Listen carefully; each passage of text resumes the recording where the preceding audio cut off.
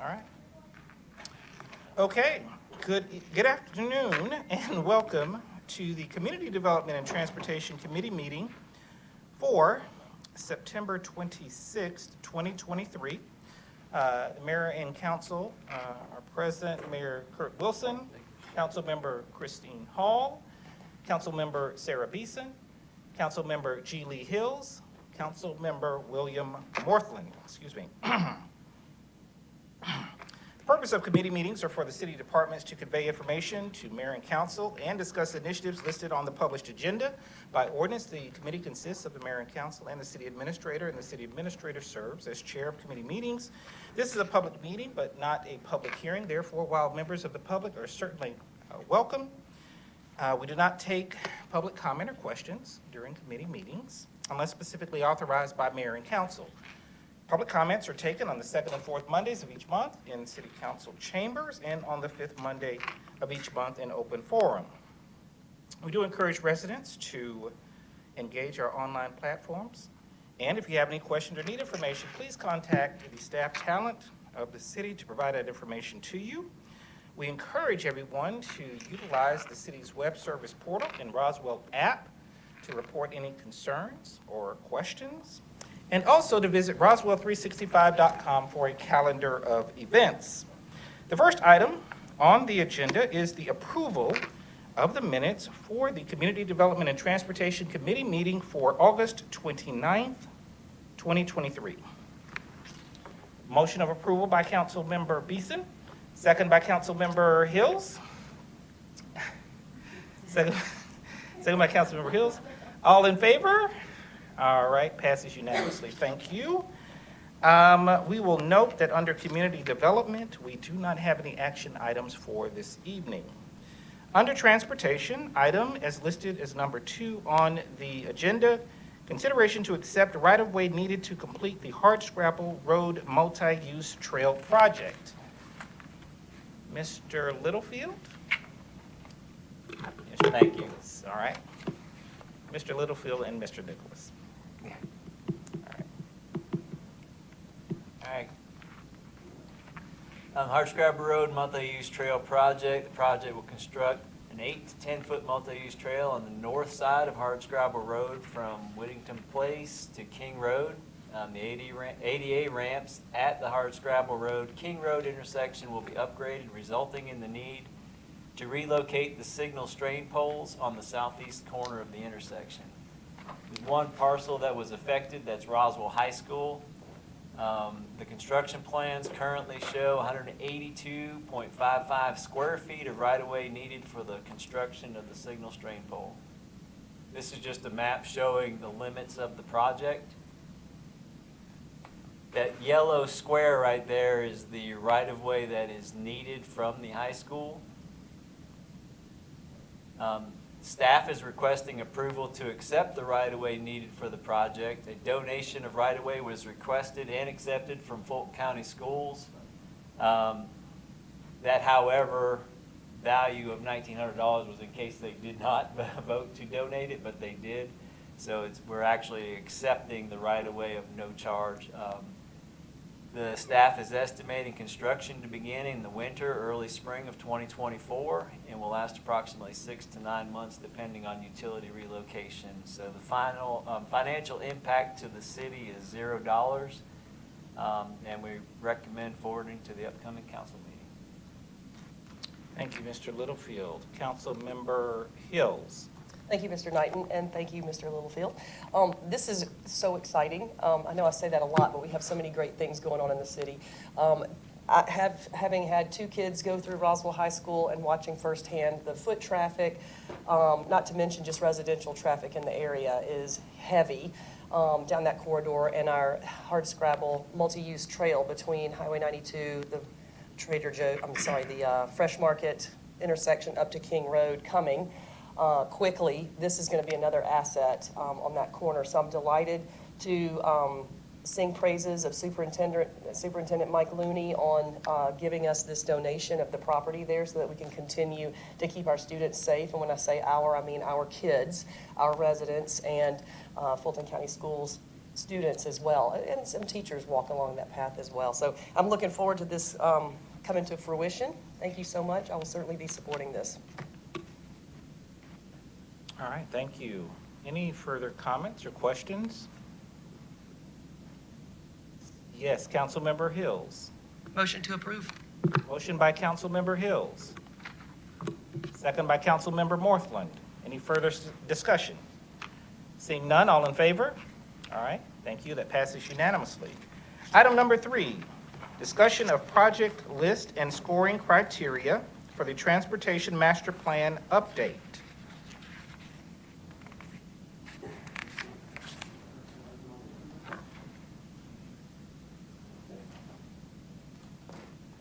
All right, this is Mark Dana here. He's going to present with me. The background of the Transportation Master Plan is a long-range planning document to assess and identify transportation needs for the city of Roswell over the next 25 years. The last full-blown Transportation Master Plan was updated 10 years ago. Multiple smaller updates have occurred every few years. The last update was in 2019. Staff have conducted analysis with input from stakeholders to develop and prioritize the draft project list into tiers for future consideration. Now Mark will go over the actual master plan. I will. Yeah, as Jeff said, so the project list was kind of developed with multiple plans throughout the years. Prior versions of older transportation master plans, projects that weren't built, were kind of brought forward. Our bicycle and pedestrian master plan, which mayor and council approved in 2019, had basically all of our bike and ped projects in the city, so we pulled all that into this plan as well. The North Fulton Comprehensive Transportation Plan, which is, we do it every probably 8 to 10 years. All the 5 cities of North Fulton come together for a big comprehensive transportation plan. So we've got those in there. We met with police. They kind of told us some problem areas of the city for pedestrians where they're seeing accidents that maybe a project could help resolve. And then stakeholder input. We had a few public meetings last year. Got some good input from the residents. And then the TAC gave us some input on traffic calming stuff, and the elected officials. We've met with you guys a few times and got your input and added a few projects. New for this update, we basically put an additional focus on traffic calming. We've had kind of traffic calming in prior plans as not an afterthought, but not as important as we're making it on this one. Also added chapters for maintenance and safety, which kind of ties into the traffic calming. Then also, earlier this year, you guys authorized new funding for the streetlight data.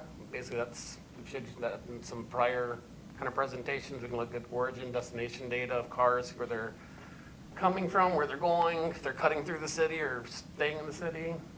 Then we also have a pavement condition index data being finalized now. That's going to kind of feed into some of our roadway projects, like traffic calming projects. When we hit it to repave, resurface the road, maybe do some traffic calming elements in there as well. The different project types we have, I'll just go through these real quick. Bike ped projects, we have all of our bridges listed in there. The bridges get ratings from GDOT, so those are kind of built-in rankings of when those need to be improved. Corridor improvements, intersection improvements, all of our annual programs, kind of the sidewalks, speed management, that kind of stuff.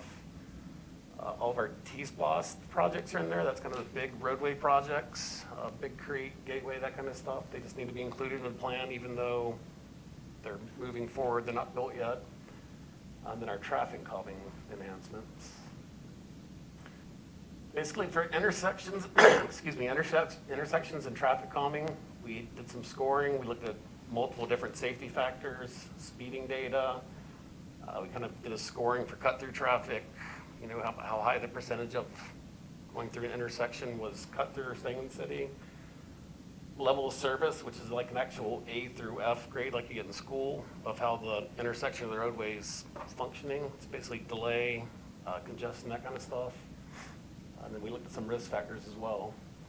And then we put the projects into different tiers. Tier 1 would be short term, so the next 5 years.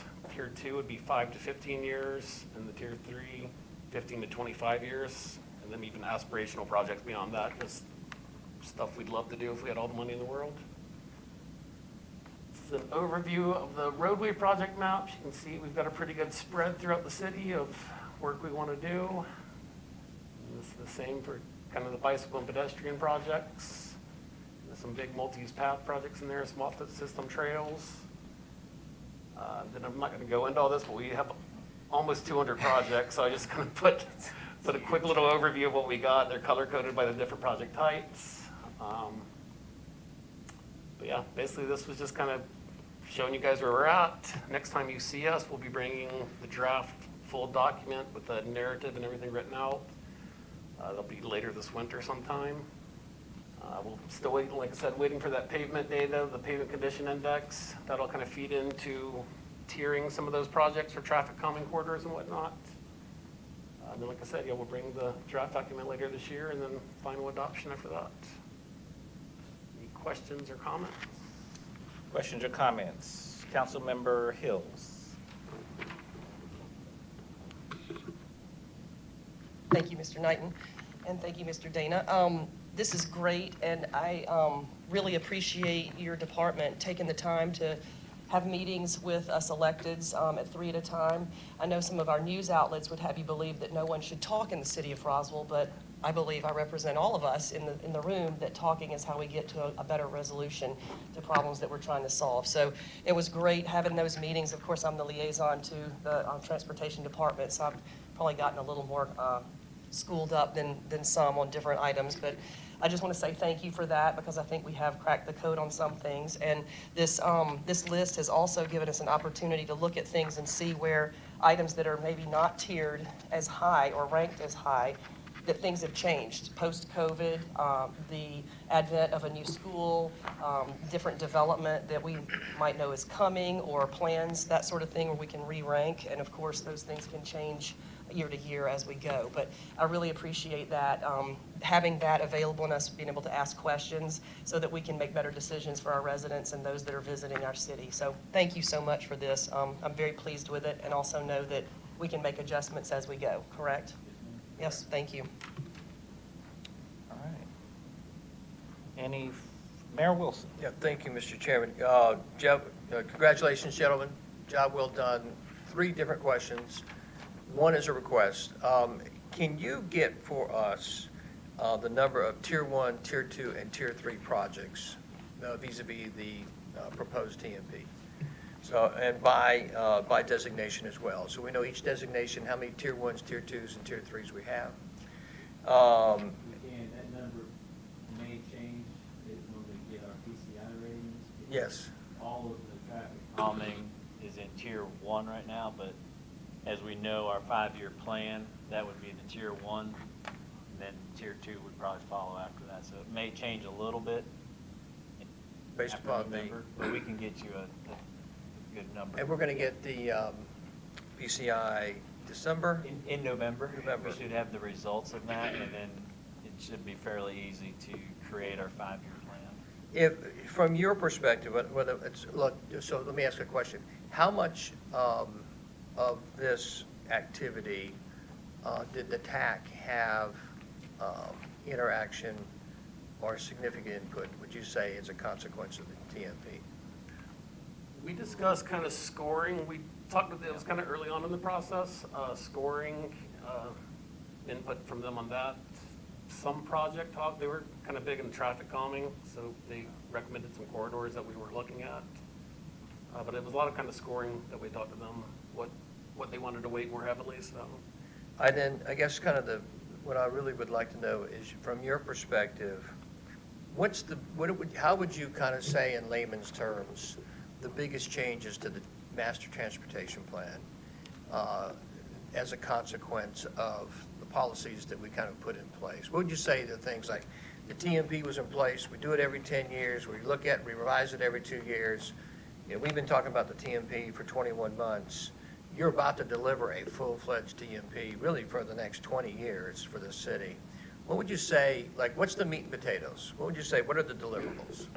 The actual traffic calming, focus on traffic calming due to the 85th percentile speeds throughout the city being higher than what you would like to see, higher than the posted speed limits, and focusing on those corridors to reduce speed. So if I'm talking to one of my neighbors, I would say what to them in terms of, hey, our master transportation plan reflects, because you said there's 200 projects, tier 1, tier 2, tier 3, and they go across several disciplines, from bike and pedestrian plans to bridges to paving, there's a whole lot there. I'd say there's kind of a bigger emphasis on the bike and pedestrian than has been in the prior iterations. Like Jeff said, traffic calming has kind of a more focused on this one. And can we deliver on the tier 1s? Can we deliver? Have we put ourselves in a position financially to deliver on tier 1 projects? You'll see a lot of the bond projects are tier 1, T-Splosh, tier 1. A lot of the tier 1, yeah, we've pulled into, They those will already be- kind of committed. And then are we just an overview for me, you've been working really hard on making, that's not my favorite word, but I'm going to use the word, on making this visible. The word that people like to use the word transparent. What I like to say is, can you identify what you're doing? Can you have clarity about it? Can everybody look at it and understand it and discern it? And we've been working on the technology to do that. Are we in a place to do that on the master transportation plan? To make it visible to the public, or? Yeah, so people can see each of the projects. We started with the T-Splosh projects and say, look, let's make these clear, easy, visible to see, start date, end date, status of construction, status of cost, status of development, et cetera, et cetera. Are we going to be able to do that on these projects as well? So everybody can look in and say, they can go onto our website, right, with the technology, the software we're developing, and say, yep, there I can see where we are on that particular multi-use path. With all the committed projects, there should be a dashboard that we're working to obtain in the transportation side, which will have all the bond, all the T-Splosh projects, all the general fund projects. They will be listed. Now, there will be a site for the transportation master plan that houses the master plan with the project lists there, so everybody can see that. It's a planning document of 25 years, so maybe a dashboard wouldn't be so realistic for a tier 3 project. It's a would love to have if you had almost $1 billion. Well, congratulations, Jim. I know a lot of work has gone into this with you and your team. It's really well done. Thank you for what you've done for our city. Thank you. Thank you, sir. Thank you. Thank you. Yes, sir. Councilmember Morthland. When we were reviewing all this documentation over the past couple of weeks, I learned a couple of things about stop signs in neighborhoods and traffic that the neighborhood feels as if is going too fast, too unsafe. And you taught me about stop sign merits. Is that warrants? Warrants. Can you touch on that real quick, just to explain what it means to be within a warrant to put a new stop sign in a certain thoroughfare? Federal Highways has what they call the MUTCDs, manual traffic control devices, manual traffic control devices. And it basically tells you how they should be implemented. A traffic control device shouldn't be used for traffic calming. The road should be designed to facilitate the speed you want people to drive. If say an intersection doesn't meet warrants for an all-way stop, and a wreck occurred, there could be some liability because people aren't expecting that stop sign to be there, or it might back up traffic into another intersection. So we have to look at all those things. We have to look at sight distance to make sure there's sight distance. If there's inadequate sight distance, that could be a reason for an all-way stop. But you have to have a certain amount of volume, or as people come to the intersection, they know no one is going to be there, and so they just kind of California roll and keep going. But then that one time they do that and somebody is coming, it could cause a serious wreck. So if they don't meet warrants, it can cause serious problems to the traveling public. All right, any further questions or comments? Seeing none, all in favor? Or, excuse me, I'll entertain a motion. I know you're looking for guidance, but I will motion All to right. move this forward. All right, you want to move this forward? All right. That's a motion by Councilmember Hills, second by Councilmember Beeson. Further discussion? Seeing none, all in favor? All right, thank you very much. Well, that does conclude the Community Development and Transportation Committee meeting for this evening. Congratulations. I will entertain a motion of adjournment. Motion by Councilmember Morthland, second by Councilmember Come Hall. on, let's stay a while, come on. All in favor? Wonderful. All right. That it? Goodbye, everybody. Well done. Good night.